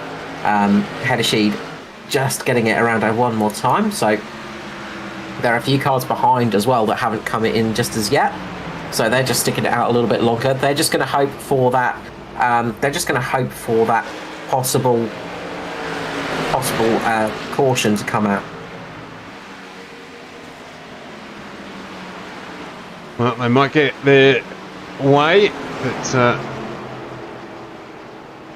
Hedersheed here, will he duck down into pit lane? No, he's going to go around again. So we've got to have a look at the lap time differentials. Andrew Dyson at 29.87 last lap around Daniel Hedersheed, 31.56.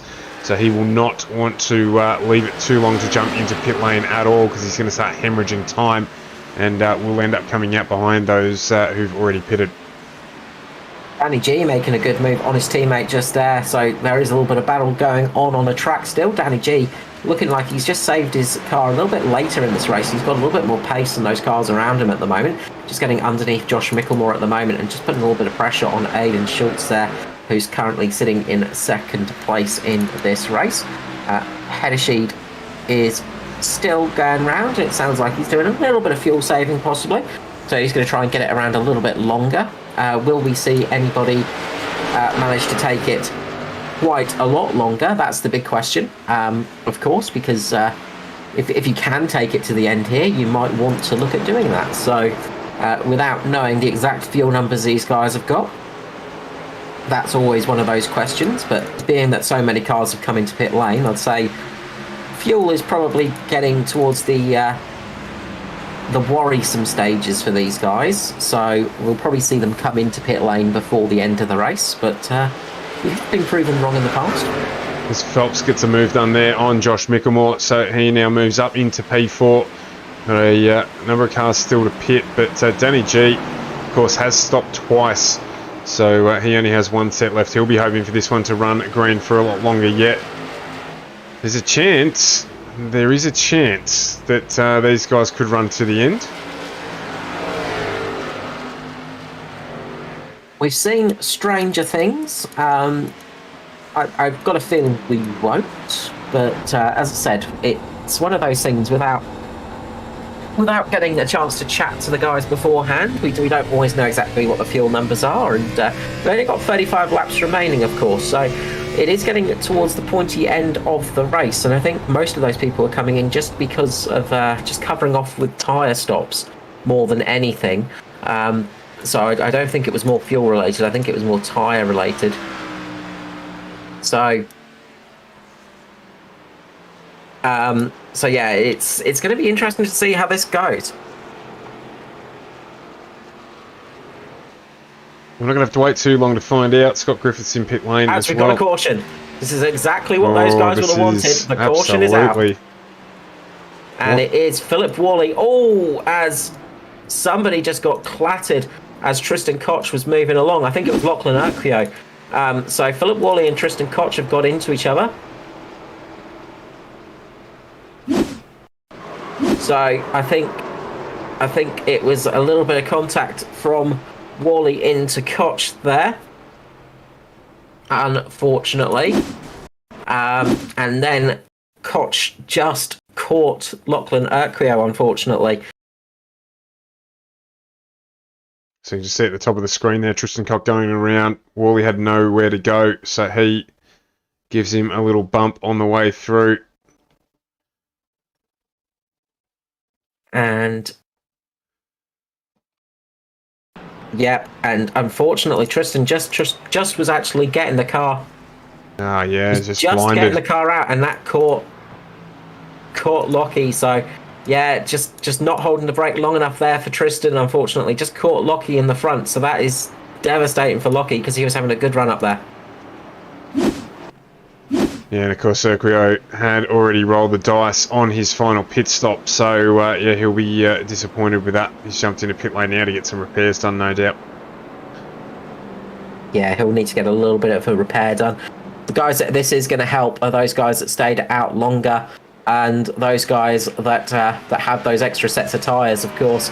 Hedesheed, Danny G, Aidan Schultz, Josh Micklemore, Ruben Phelps, and JCW, Joshua Carroll Walden. Those guys are all sitting pretty at the moment.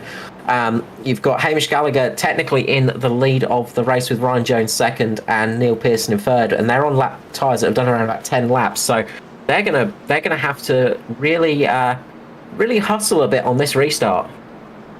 Yeah, absolutely, because everyone else behind them is on green tyres, nice fresh rubber, and we saw the difference. It won't be as dramatic between the early pit stop takers and those who've just stopped now, but there will still be a lap time difference. So we've got to keep an eye on Daniel Hedesheed in the 035 Natari Autosport entry. I think he's going to be quick.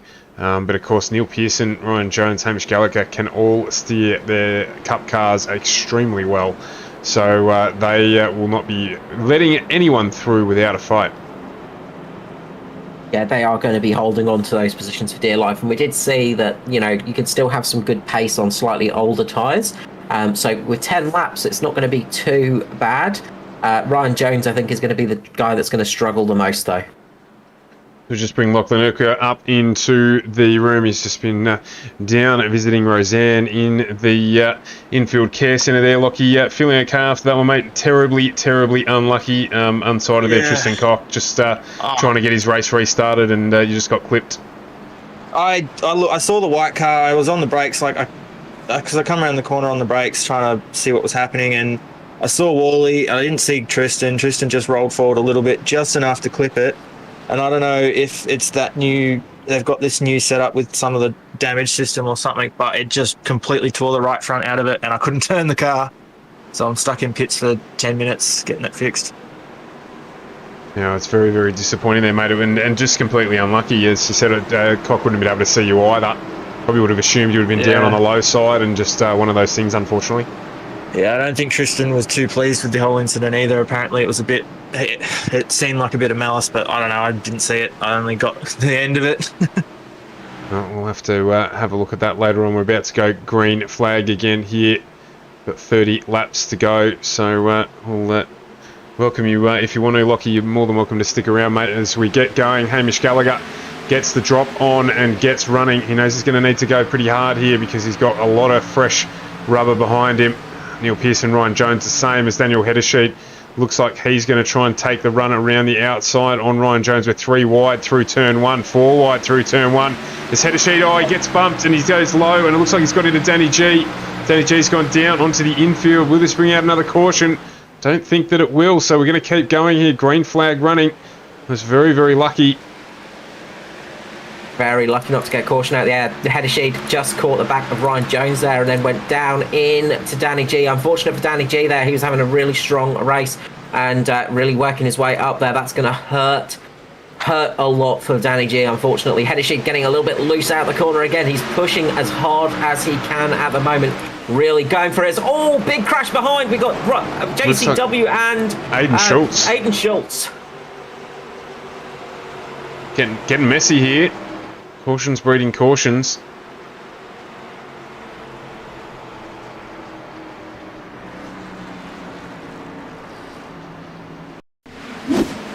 So yeah, just getting caught there.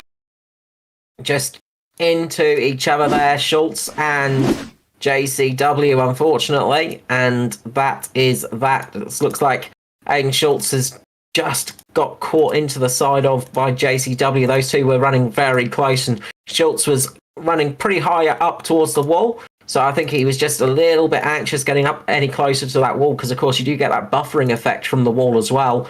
And yeah, just caught JCW, and then it bounced him up into him, and then a big accident there. That is going to cost those two dearly. Yeah, there's going to be a couple of instances here to unpack after this one, Carl, because they're not quite able to see there from the cameras what happened just slightly before that replay shows. So yeah, disappointing there for them. Schultz will be disappointed as well. So he'll run back through pit lane. He's already back out on track, so he'll get this one finished. But yeah, not ideal for either of them. That's going to hurt them quite a bit, and the one it works out for actually is going to be Heddersheed right now, because he's going to get to restart again a little bit further up. He's just going to be on that low line behind Hamish Gallagher. Neil Pearson will be up on the high line, so he's going to be able to get that traction down a little bit easier for Heddersheed. Same with Josh Micklemore as well. So they've managed to gain a position in this one. It was a close call with that one between Schultz and JCW, unfortunately. It's definitely going to have to be looked at a little bit more in depth post-race, I'd say, because yeah, a bit too close to call from what I could see there. Just looks like a little bit of a racing incident, in all honesty. One of those moments where drivers just getting close to each other just on the restart, and then all of a sudden just the tiniest little tap, and that is that. Yeah, and as you say, that air pocket in the wall, there's lots of things to consider there, but surely controllers will go back and have a look at that one. It also helps Gallagher and Pearson, because the longer we're under caution, of course, the less time they have to defend those sort of 10-lap older tyres that they've got against the hard charge of Daniel Heddersheed behind them. So, and of course, Josh Micklemore doing a good job here. He's only stopped twice as well, so he's on fresh rubber. We know he's quick here. He did get that little bit of early damage, but you know, that's obviously not affecting him now. So don't be be a little bit worried, I should say, about Josh Micklemore. There's every chance for him to make a push to take this one out. Yeah, he's got a opportunity tonight. It's still anybody's race for sure. Edward Foster recovering relatively well as you can do with a car that looks like it's probably overheating a fair bit. He's in 15th position at the moment. So he's going to be struggling to keep that position, I imagine, on the restart, but still out there, still circulating, still getting points, most importantly, and that's going to be the main thing for him, is just getting those points. Yeah, of course, there is still a drop round in this one, is there not? There is, yeah. So we still have the drop rounds to come into effect in the series, but it is pretty close. I mean, there's lots of drivers in contention, people inside that top 10. You've got people like Luke Trahair banging on the door. He's there in, I think, 10th position at the moment in the championship, the standard championship, so to say, with the Way Down sponsored machine, of course, the Way Down podcast. And he is knocking on that door. And then you've got people like Andrew Dyson and stuff like that who didn't think they had a chance of getting into the chase, who are definitely in with a shout. So, you know, it is not over, and with the chase format, it does shake things up a lot. So pace car is going to come in this time round. We're going to have 24 laps remaining here at New Hampshire for the ANZCAR Cup Series on FGM eCast. And Hamish Gallagher, when will he go? He's held it. No, he's gone straight away again. So Hamish Gallagher goes straight away here. Neil Pearson gets caught a little bit jogging on the spot, but he's moved down onto that low line, which is going to help him. Daniel Heddersheed getting up here. He's 3 wide there into turn 1. Between Heddersheed, Micklemore and Pearson. Good clean running from those three. Heddersheed down on the low line. Pearson is the cheese in that sandwich. And he's going to... Oh, as Micklemore gets really wide there. He's into the wall. He's into the wall there on the outside of turn 3. Turn 4 indeed, and that has cost him. So Heddersheet up into second place, battling with Neil Pearson now, as we're too wide again down into turn 1.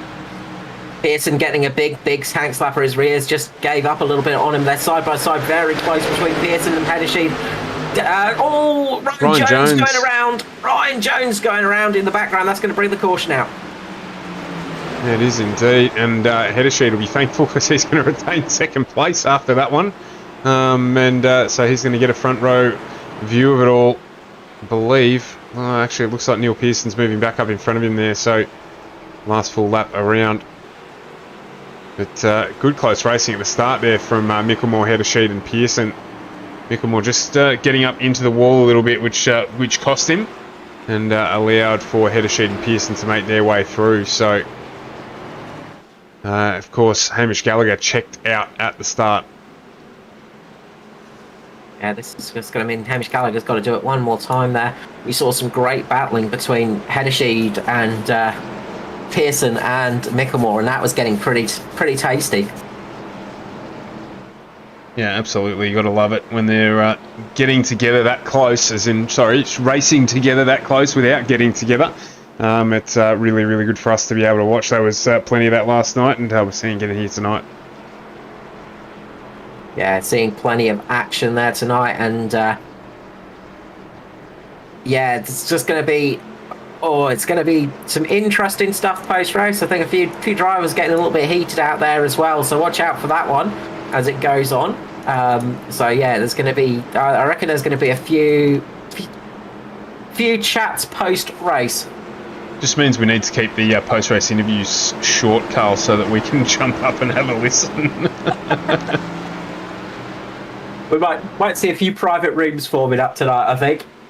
Yeah, we need to speak to the admin and get an access all areas pass, so we can jump in and just have a little listen, so get the inside goss and what goes on here in the ANZCAR series. But no, it's all in the right stead. There's no rubbish going on. It'll just be talking about the racing, and it'll get sorted out, that's for sure. But as we said earlier, drivers have very, very long memories, so there might be a little bit of payback in another race or two. You just never know. So you often see it there where a driver just might have a little bit of understeer somewhere where you normally don't get understeer, and a little bit of rubbing where there isn't normally rubbing. You know, these are the kinds of things that you get in stock car racing, and that's the beauty of stock car racing. Is, you know, it's not a real obvious just take off of somebody, but you do get a little bit of payback here and there. And I've been on the receiving end of it a few times, and I must admit I may have been an instigator of it a couple of times in the past as well in a certain series. But these things do happen. You admit nothing. As I said, may have been. I'm not saying I did. Just there may be some allegations. That's it. Yes, nothing that holds up in the court of law. But Hamish Gallagher is going to have to lead it away again with Neil Pearson behind him. What this does do is it helps them two out, because they're going to lock out those front two spots. There's going to be two fast charging cars behind him on slightly fresher tyres. Well, I say two. There are many fast cars on fresher tyres. Everybody behind him has got those fresher tyres. So it's going to be a tricky one. The longer that there are cautions, the more it's going to help out Gallagher and Pearson, of course. But we might see, if we get another caution, will we see all the drivers coming in, chuck some fresh boots on the cars that still have some left? We might see that still, possibly. There's only 18 laps remaining, though, so it would be a big gamble, but somebody might take that risk. Somebody might decide, well, I'm going to try it out, see how this goes. I think Philip Worley is one of those drivers that has decided on that. He's down in 16th position, so he has decided to take on an extra set of boots later in this stint. So watch out this one. Yeah, we did see Neil Pearson make a really good quick charge up the field as well. So, you know, I reckon probably 15 laps is probably about it, unless we get a caution at 10. That'll be interesting. But Hamish Gallagher jumps straight away, and off he goes into the lead to try and close this one out. Let's hope we stay green for some good close racing at the finish here, as once again Josh Mickelmore and Daniel Heddersheet start battling at it in positions 3 and 4. That's helped out Neil Pearson in front of them, but they're going to get back on him again. He's going to have to do some hard work here, Pearson, in the end of this race. You can see there Ruben Phelps trying to go around the outside of Andrew Dyson as well. So the battle is thick at the front here, but it is always Hedershy just gets a little loose on the exit there, but it is Hamish Gallagher out in front.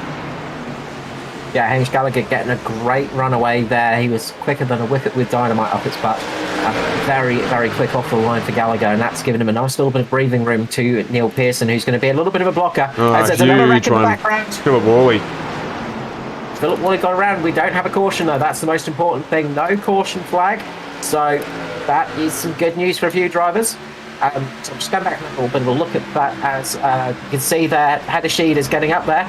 So it looks like Witcher just got it into Wally, unfortunately, and that's hurt him out. But Hedershy is down underneath Neil Pearson at the moment. There's a little bit of a touch there between Pearson and Hedershy.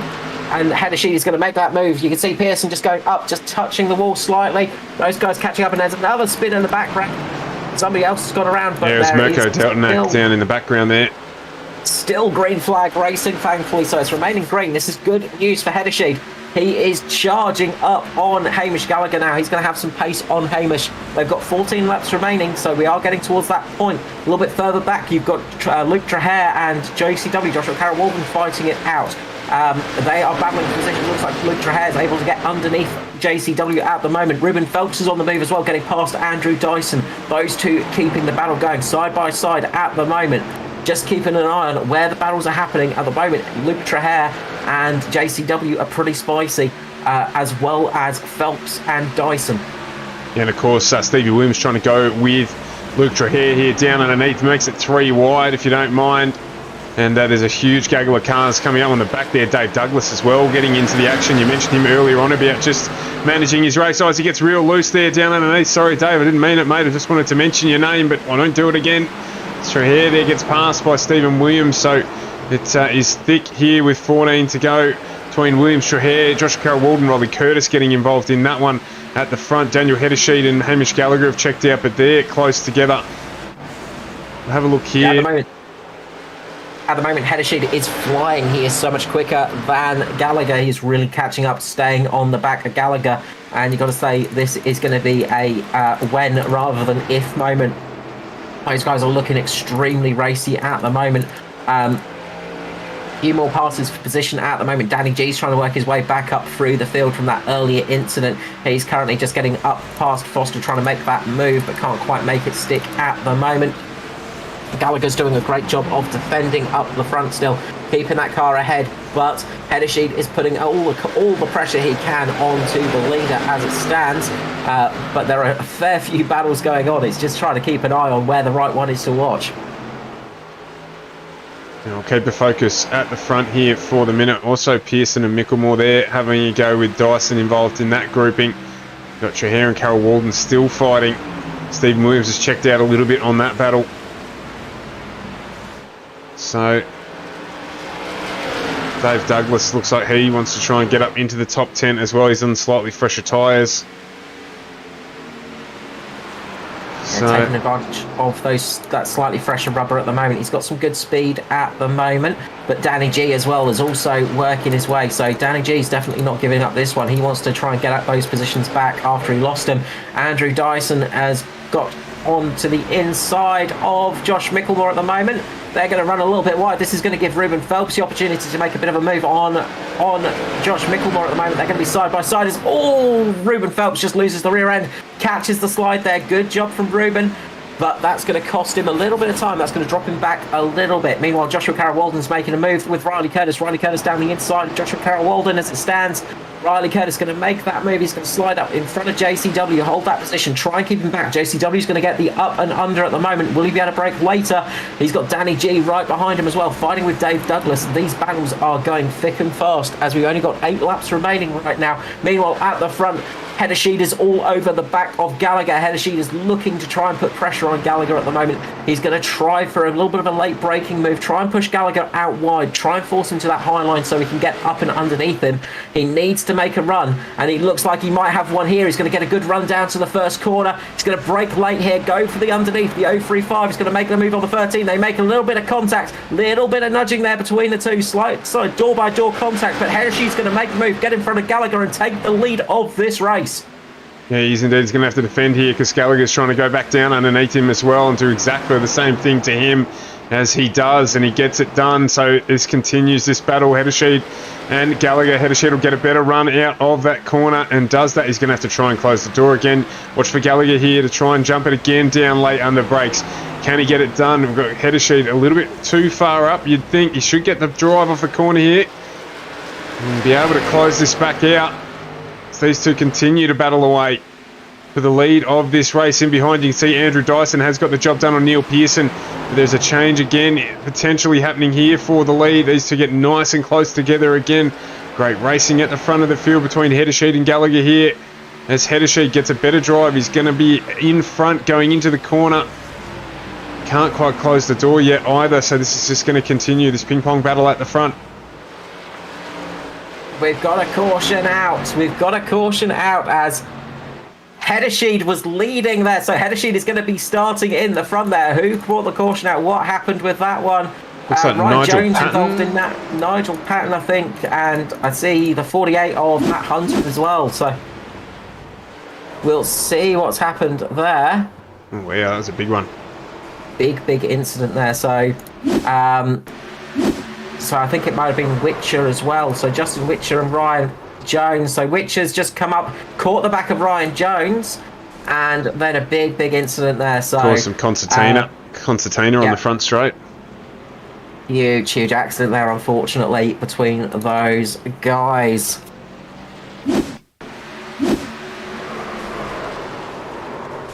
But what this does is it gives Heddersheed P1 for the restart. We've got 4 laps remaining. Got to say, this is looking good for Heddersheed at the moment.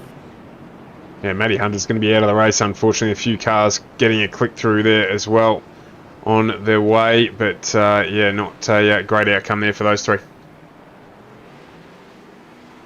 Yeah, really unfortunate there, especially this late in the race. Of course, it's always heartbreaking to get taken out of the race right at the end of it because you put so much work in there, and then when it's right at the end of the race, it is just soul destroying.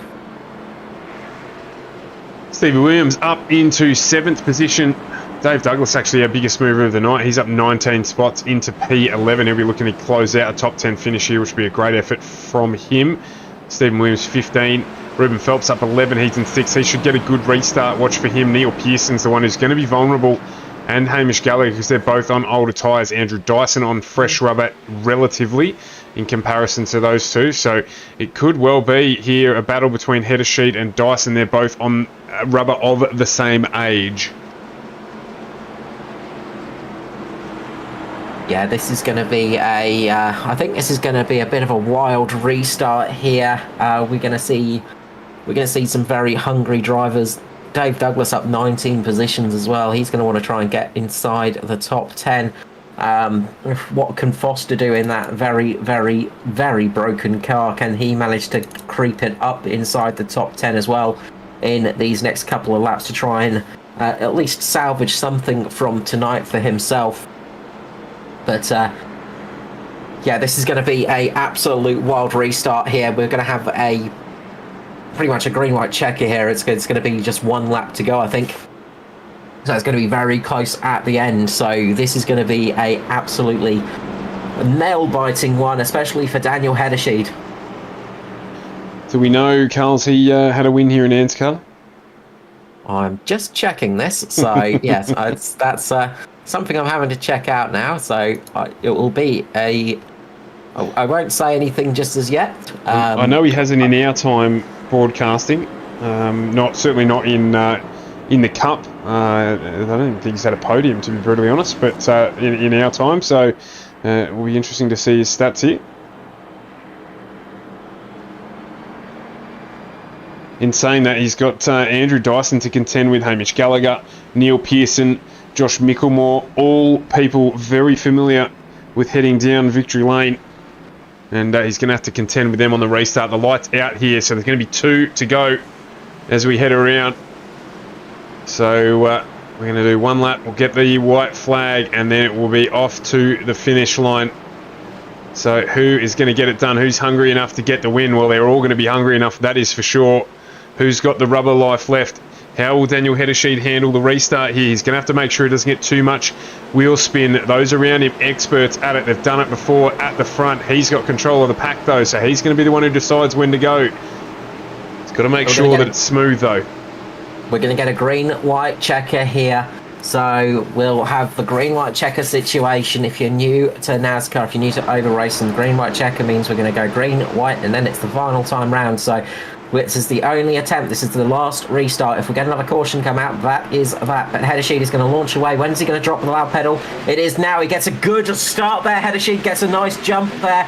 Gets away well in front. He's going to have Andrew Dyson right behind him. I think Dyson's going to really push for that second place over Hamish Gallagher at the moment. Dyson is going to be wanting to get this win as well. Look for Dyson to get underneath Hamish Gallagher right here. Hamish Gallagher's not going to want to give up that position. He is going to try his best to keep there. Will he be able to hold it? Can't quite do it. You can see Dyson pushing a little bit wide. That's going to push Pearson up a little bit high and give Josh Micklemore the opportunity to get underneath Pearson. As Dyson gets a huge snap of oversteer. This is going to give Gallagher a chance to get underneath, and the white flag is out. Final lap is here. Hamish Gallagher is going to get into second place at the moment.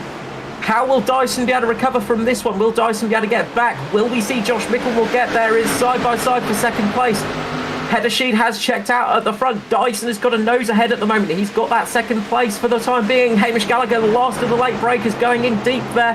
He's going to try and get that position. Can't quite hold it, but Hedersheed is going to come across the line and take a victory here tonight. His first win in the ANZCAR Series. Daniel Hedersheed taking the win on debut with Natari. Andrew Dyson manages to get second place in the end by a nose. Nothing between those two cars. A huge crash in the background as well.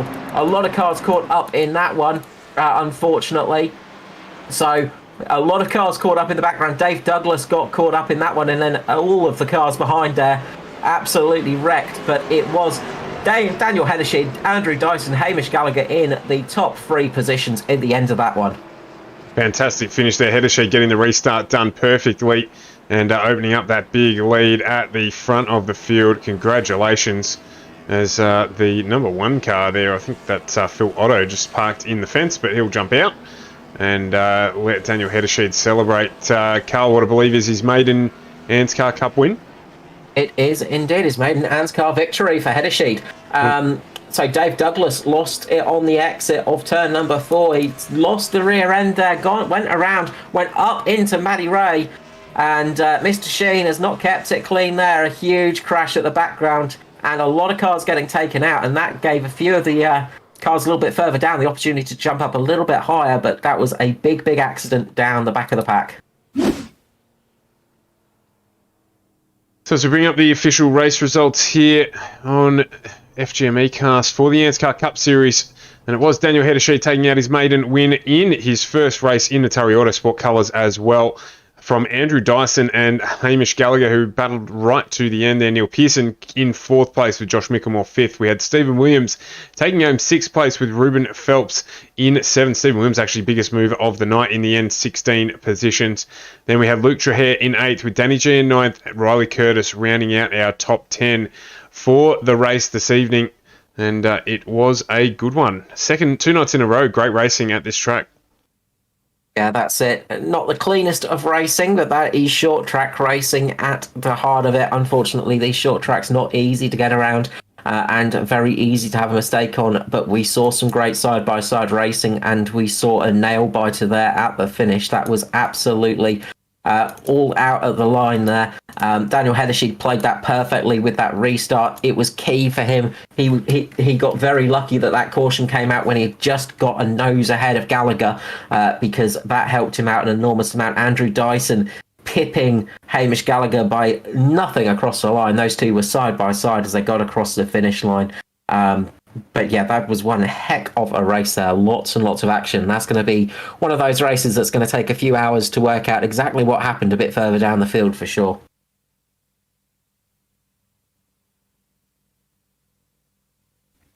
Absolutely. As we're joined by our podium, well, we were joined by our podium. They've, oh no, where we go. We've got them back. So we're joined by the podium here tonight, and we've got Daniel Heddersheed, Andrew Dyson, Hamish Gallagher, our front three finishers joining us in the booth.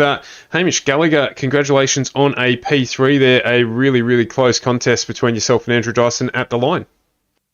Yeah, thank you, Stuart. Yeah, okay. So a little bit of a change last night. How did you find the track in comparison? Obviously, completely different cars between the Cup and the Xfinity Series, but how did you find it tonight? Yeah, the track was fine. The racing was pretty poor, though. We're all not happy there, so that is what it is. There's plenty to unwind out of the race tonight. So, but still a strong result, finishing in third. Hamish Gallagher, get you to quickly say thanks to those that you wish to say thank you to. Yep, just thanks to the team, you guys for the broadcast, and ANZCAR for the league.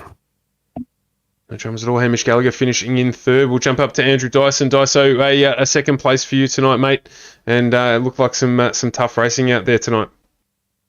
Yeah, second place is cool, but definitely not one I'd celebrate. I think you all saw what happened, so I'm pretty dirty in myself, and I'm pretty sure there's a couple of guys tonight that are pretty upset with me. So I don't know who they are, and I cannot apologise enough. Absolutely, mate. But racing is racing, and you're generally one of the clean ones, mate. So everyone's entitled to make a mistake. So you still take home second place tonight, and helps move you towards that position in the chase. Yeah, it does. But I mean, at this stage of the season, like, I think I'm pretty well in there. So we're not out there racing each other and throwing kitchen sinks at one another to try to get into the chase. It was just a little bit messy tonight from probably a lot of people, but I'm probably dirty on myself more than anyone else out there tonight. Where am I going with this? We don't really need to be racing each other that hard, and I certainly don't need to be going out there hitting people and ending up with a target on my back coming up to the business end of the season. And when it does come to the business end of the season, that's not how we want to race, and that's certainly not how I want to be racing against people either. Look, Jason obviously had a really fast, I think we all have the same car, but he was really fast tonight, and I probably took away an opportunity for him to grab a W. And Ed was really fast too. We saw how good he was in those opening stints. But yeah, I'm sorry to be a bit of a downer. I can't help it, man. It's I feel pretty bad about it. No, mate, it is what it is. You're generally a pretty positive bloke, mate, and you can hear it in your voice that you're upset with how it's transpired tonight. And all we can say, as I said again, is it's not typical for you. So mistakes happen, mate, and we'll see you back out on Monday night, hopefully in the trucks. I'll jump in for sure. Can I just say anyway, congratulations massively to Daniel. Grabbed his win on debut. I don't think I've ever seen anyone do that before, so that's pretty cool. Congrats to him. I'm sure the rest of the boys at Ed's team will be real happy with that. At least I'll have something to be happy about, but no doubt they'll be swearing at me. I've got to stop saying it. Just thank all the boys on the team. Full credit to them. I suppose we did a little bit better this week with Neil grabbing fourth. I promised them I'd say we were cooking with gas last week and we didn't know we had a gas leak and it blew up in our face. So I've at least got to get that one out there. What can I say? I'm dirty on myself, mate. Yeah, no, that's fair enough, mate. Understand, and as usual, as you have done just there, that's good to hand out everyone. And we'll catch you back up in the booth shortly, no doubt at all. No worries. Thanks, guys. Thanks for putting on the broadcast. Thanks again to all the ANZCAR guys. And looking forward to next week and having a cleaner run. No dramas at all. Andrew Dyson, second place there for DPR and simrigs.com. Thanks, mate. Cheers, guys. As we move across to Daniel Heddersheed. Daniel Heddersheed, a win on debut for Natari Autosports. Mate, it couldn't have gone much better for you tonight. How good was that?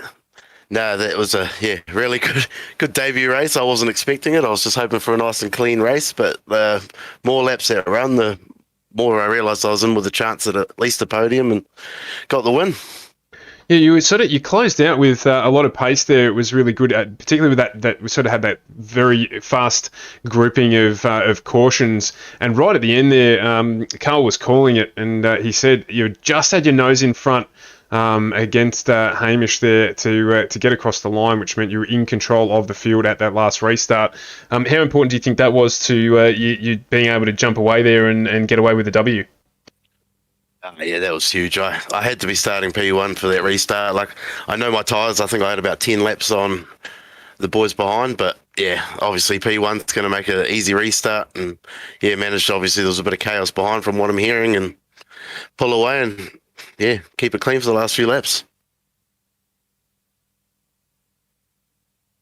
Certainly was plenty of carnage, unfortunately, but that is what it is. It was behind you, and yeah, you're just managing to be in the right position at the right time. So, with the big move across to Natari Autosport, did you have Ed in your ear, just giving you some counselling on how to get through towards the end? Yeah, he was a massive help, even with the strategy. He got me on the right one. Stayed out long enough for a caution just to hit at the right time, and yeah, pretty much coaching me through. It's a bit intimidating on your first race with these boys to have a whole field behind you, but it worked. Well, mate, you did a really good job out at the front there, and a massive congratulations to you in taking out your first win in the ANZCAR Cup Series, and for your team there as well, Natari Autosports. Well done.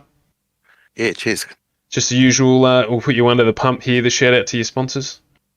Hey, yeah, massive shout out to Natari for taking me on to start with, and then we've got Race Magazine, two fat blokes, Bridgestone Select, FMG eCast, and AJ Insurance. Well done, mate. You got it all in the end there as well. Daniel Heddershee, congratulations on your first win in ANZCAR Cup, mate, and for Natari Autosport, congratulations again. Awesome. Thanks, guys. Well, Carl, a little bit of a change there for us. Not used to hearing a down Dyson in the booth, but obviously a little dirty on himself for what happened tonight, but by far and away a minor thing. There were plenty to unfold out of this one with lots of drivers involved in incidents tonight. Unusual for the series, particularly with the 30 cars, to see something like that happen. Yeah, well, look, first race back on a short track in a while in the Cup Series, and these things are going to happen, unfortunately. And look, I think Mitch and DPR, both teams, are a little bit sour at the moment. There are a few little incidents in that race between both of their teams and a few of their drivers, and quite a few other drivers as well. So, it's not often we get the free up here and they're not sort of celebrating and happy with their positions. It was great to see Heddersheed get that win. Of course, debut in his Cup Series as well, I'm pretty sure. So, not only a debut for Nsari, but debut in Cup. We've seen Daniel Heddersheed, I think, in the Truck Series a couple of times, and I think maybe the Xfinity once. But yeah, a fantastic job, just absolutely stamping his foot in the door there, and great to see him get that win. And as you say, I think there's going to be a few drivers out there tonight that are going to have a little bit of a word with the stewards after this race, because there was a few incidents out there tonight that I think a few people are going to be unhappy with. But as is racing, sometimes when you're racing this hard on this shorter track, mistakes can happen, unfortunately, and tempers can raise, and passion is something that pretty much all racing drivers have running through their veins. And I tell you what, I'm just having a look up in the main booth for all of the drivers, and I don't think it's been a long time since I've seen pretty much the entire field up in the chat room. So there's going to be plenty of fireworks going on up there. As I said, all in the right vein. These guys are very, very professional in the way they carry themselves. There won't be any, personal stuff or anything like that. But they'll be having a robust discussion, no doubt, about the quality of the racing tonight and what they might do to improve that into next week. So I want to jump up there and have a listen so we can get the inside word. And that's us done for the week. Another Thursday night. They keep flying through. So to everyone who's tuned in, I think it's actually been a record week for us this week in terms of people tuning in and watching. So a massive, massive thank you to all of you who've tuned in to help us do that. We'll have a look at that obviously at the balance of tonight. But thank you to all the usual supporters who come out every night or every week and support us. And Carl, obviously, thanks to you as well as we round out another week here on FGM eCast, your E-Place for Pace. We'll be back on Monday night with the Truck Series as usual from 7:45. We do have an off week for the Cup next week, so Thursday night we will not be broadcasting, and we've got the Ozpass on Tuesday and, of course, the Xfinity Series on Wednesday. So enjoy your weekend wherever you are across this country, whether you're in lockdown or not, and we will catch up with you next Monday evening at 7:45. Thanks very much for tuning in.